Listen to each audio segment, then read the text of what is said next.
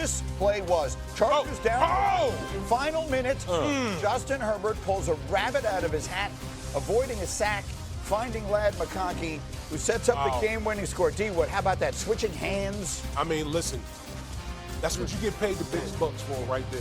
To make those type of plays. Because the Eagles, they had him dead to rights. And he did a Justin Herbert type of play. That's why you prefer a huge, big, strong-ass quarterback instead of these little dudes.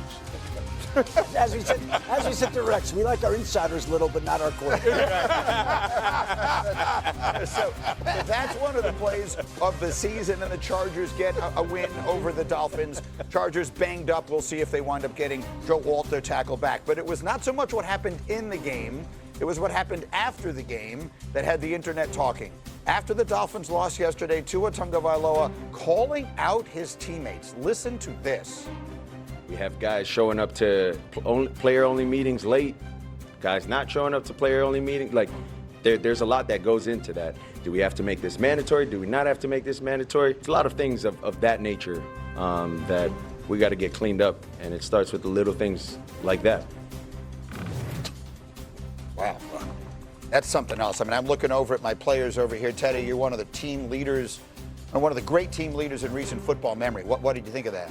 I see a player that's had enough, really. I mean, for the quarterback. Usually, I mean, I always get irritated watching quarterbacks at press conferences because they say nothing, you know, and they're always the company line, and they're so buttoned up, and and they should be, because it's the quarterback, and you should sort of mimic or even copy what the head coach says. That message is the same.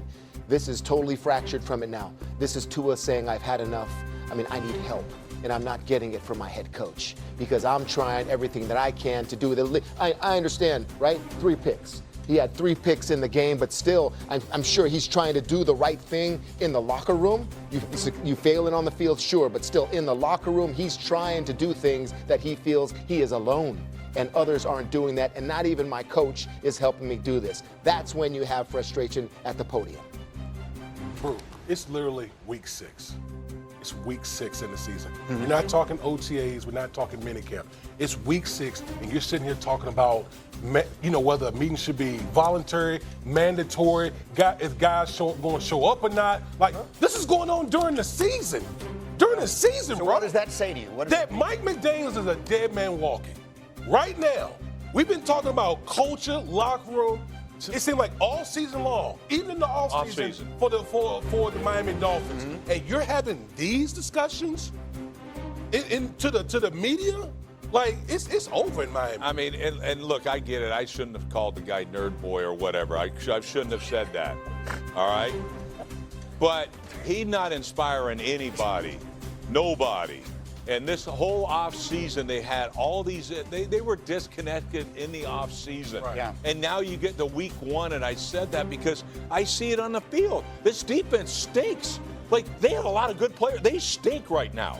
And then Tua comes out, throws 3 picks, and then he's going to say this. And here's what it screams to me. All right? This guy has tried to do it behind the scenes. Tua has tried to rally the troops behind the scenes. It hasn't worked. So now he goes, you know what? Forget it. I got it. The only last swing I got is to do it publicly. And that's where it's got no chance. And you're right. The guy's dead man. I think he's got a good brain, offensive coach-wise, but he's not a damn leader of men. He's not a head coach. It's pretty obvious. Shefty, you guys are very convinced. Is it possible that Tua was just riffing and talking and said what he said without even thinking about it? You're saying it's premeditated and he knew what he was doing and he went out there because there's not a more damning statement he could make about his head coach and organization than the one he did at his I would say exactly those things, but also the other players in the locker room. That how can you have certain players that do not show up on time for the players only meeting? Because usually those meetings are agreed upon by everyone. All right, let's have one. No, we don't want the coaches here. We want to come, and then players don't come to that. And then you should have a faction of players that regulate that to the other players. Very quickly. The fact that Tua at the podium is airing all of this just tells you that it's done. It's because how often do players, Brew, you know this, how often do players say this type of stuff at a podium? They don't. Hardly ever. Very rarely. Certainly not during the season. Yeah. So we will have our eye on the coaching situation there. I better take this. Okay. Wait, hold on. There's a big rumor. There's a big rumor out there. Yeah. Have you heard from the Dolphins? Oh, hell no. Thank you. Fair enough. And we show that. They beat the Cardinals and the Raiders in the last 2 weeks, okay? I mean, Daniel Jones is still throwing throws like this and fair catch interceptions to defenders down the field. I see them, okay? I just talked about Baker Mayfield as to why. Fourth quarter situation, comebacks. This is the schedule that they have here.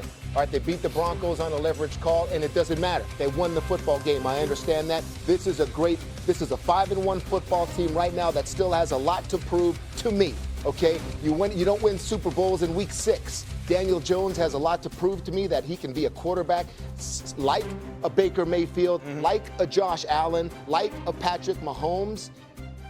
There's a different quality of win than the Colts had yesterday and the Kansas City Chiefs.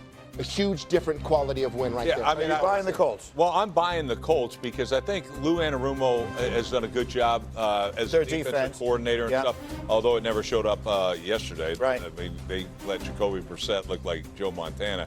But I think they're much better defensively. I like, the way Indiana Jones is playing. Yeah. For the most part, we showed 2 plays where he looked terrible. Right. But he's a much better player than that. So I just think they're going to have a chance. And you can run the football. When the snow flies, you got to be able to run the football. They can run it with Taylor and company, and they're playing much better on defense. Let me go to the next one. New England wins again. D. Wood, if I asked you to describe just how good you think Drake May has become, what's your answer? Top 5. Drake May is a top 5 quarterback in the league right now. Ooh, you're saying top 5. Yeah, top 5. Wait, listen.